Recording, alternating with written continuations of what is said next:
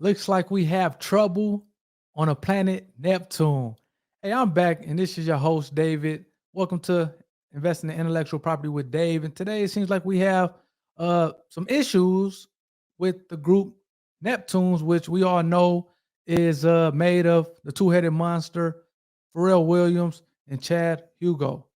I'm actually be honest with you. I knew it was two people in a group. I had to look up the other guy's name, Chad.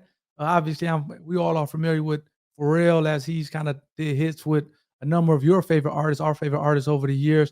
And it seems like we have a trademark dispute between the two over the trademark Neptunes or the name Neptunes. I want you guys to give me your thoughts as we look at some of these documents, as we look at the USPTO website, and let me know who was wrong and who was right in the situation. Now, if you recall, maybe a while back, I had did a video on a trademark dispute between the group New Edition, where you had Ralph Tresvant, I think, and Johnny Gill.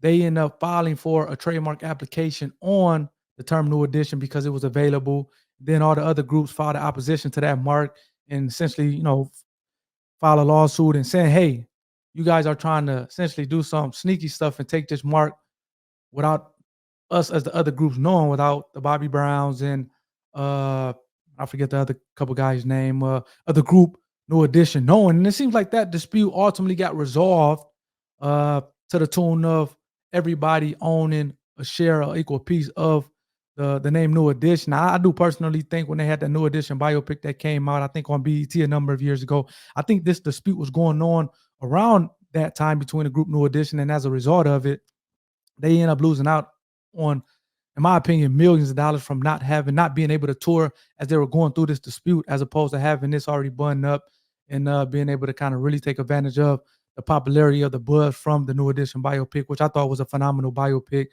And ultimately, again, like I said, Ralph and Johnny Gill, they said that they weren't trying to do anything sneaky, but the New Edition trademark became available, and as opposed to kind of talking to the other group members about it and kind of butting heads, and somebody else coming to swoop it up under them as they were butting heads, those two end up securing it or filing for the trademark application.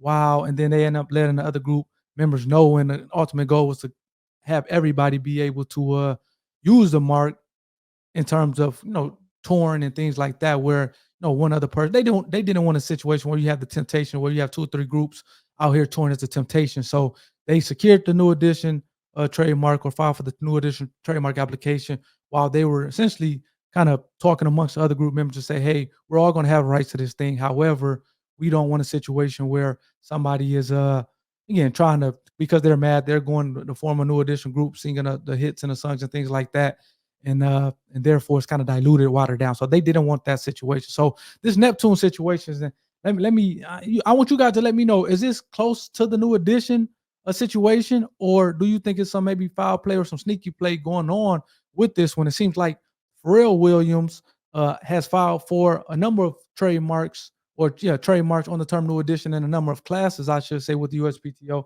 Let's read the lawsuit really quickly that I have pulled up, and then we will look at the trademark and